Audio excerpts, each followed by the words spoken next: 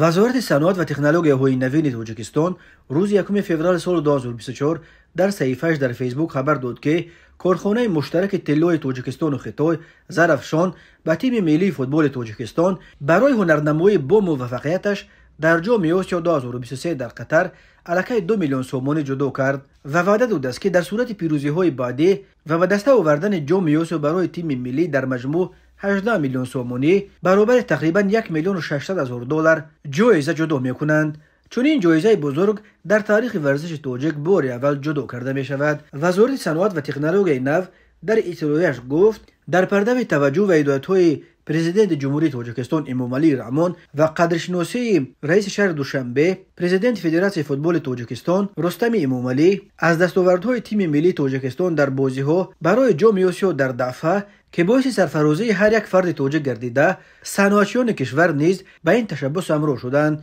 وابسته به این صنعتیان جمهوری از جمله کارخانه مشترک زرافشان تصمیم گرفته است که دسته منتخب ملی اید به فوتبال را با مکافات پولی‌های علاوه‌ای به اندازه زیرین سرفراز نمایند. برای برآمدن به دوره چهارک نهایی 2 میلیون سومانی، برای راه یافتن به دوره نیم نهایی 3 میلیون سومانی، برای راه یافتن به دوره نهایی 5 میلیون سومانی، برای صاحب گردیدن جام آسیا اید به فوتبال 8 میلیون سومانی. از این قبل روز 30 ینور سال 2024 شهرداری دوشنبه در صحیفه‌اش در فیسبوک و کانال رسمی رستم امامعلی در تلگرام خبر داد که پرزیدنت فدراسیون فوتبال تاجیکستان رستم امامعلی تیم ملی تاجیکستان را برای هنرنمایی با موفقیتش در جام آسیا 2023 در قطر علاقه 450 هزار دلار قدردانی کرده برای برآمدن به نیم فینال به فوتبال بازان تاجیک باز 200 هزار دلار جایزه دیگر وعده داده است.